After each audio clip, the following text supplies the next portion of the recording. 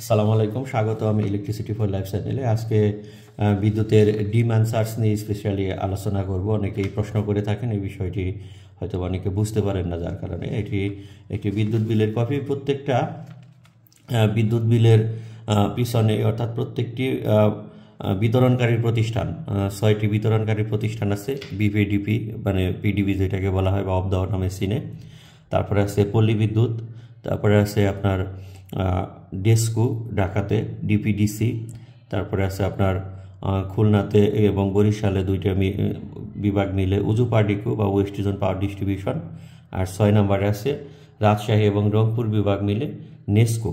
ঠিক আছে, এদের প্রত্যেকটির বিদ্যুৎ যে রেট, এটা কিন্তু ফিক্সড, কারণ এই রেটটা নির্ধারণ করে থাকে হলো বার্ক। ঠিক আছে, বার্ক হলো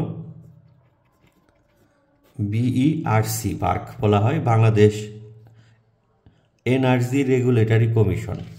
এরা এই বিদ্যুৎ, গ্যাস এগুলোর মূলত আসলেও দাম নির্ধারণ করে থাকে, ডিজেল।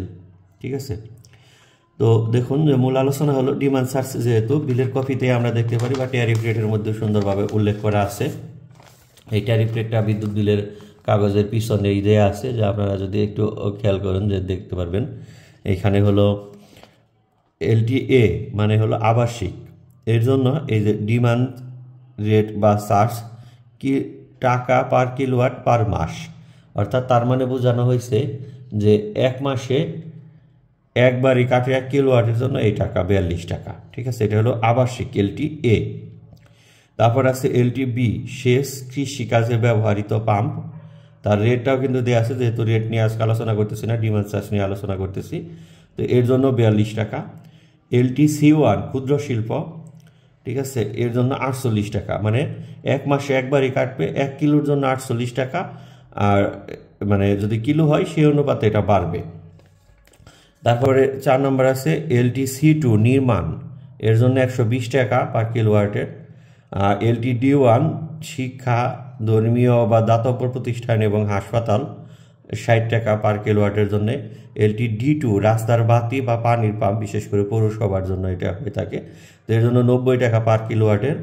এলটিডি3 ব্যাটারি চার্জিং স্টেশন মানে অটো চার্জার স্টেশন যেটা, এলটিডি3 90 টাকা পার কিলোওয়াট। এলটিই বাণিজ্যিক, এটা 90 টাকা, এবং এলটিটি অস্থায়ী, এর জন্য 120 টাকা পার কিলোওয়াট। তো এটাই হলো ডিমান্ড চার্জ। এখন আপনার বিলটা আসলে কোন রেটে হয়, ঠিক আছে, এখন কথা হলো যে আপনার বিলটা আসলে কোন রেটে হয়, আমরা ডিমান্ড চার্জ ইস্যুটা বুঝতে পারি না। ঠিক আছে, তো এটা নিয়ে কিন্তু আমরা অনেকেই একটা মানে কি বলে যে ঝামেলা মনে করি বা হেজিটেশনে ভুগি।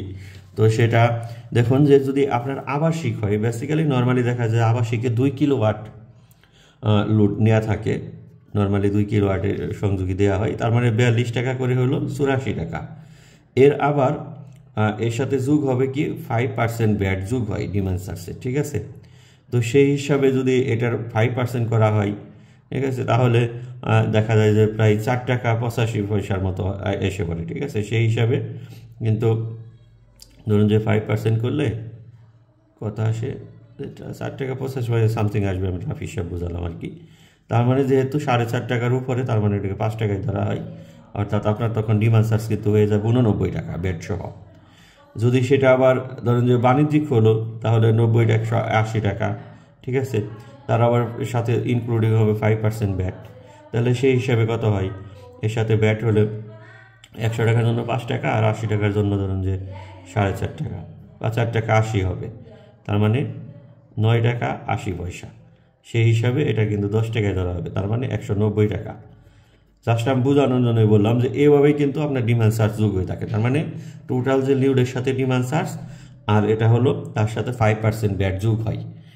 আর এটা কিন্তু পার মাসের জন্য একবার, সেটা প্রিপেইডই হোক পোস্ট পেইডই হোক। ঠিক আছে, মানে বিল মিটারই হোক আর কার্ড মিটারই হোক, এক মাসে একবারই কাটবে এই ডিমান্ড চার্জ, যত কিলোওয়াট তার জন্য। তো আশা করি ডিমান্ড চার্জ নিয়ে যে আমাদের ভ্রান্ত ধারণা ছিল সেটা ক্লিয়ার হবে। তো আজকের মতো এখানে বিদায় নিচ্ছি, নেক্সট অন্য টপিকস নিয়ে আসবো। আল্লাহ হাফেজ।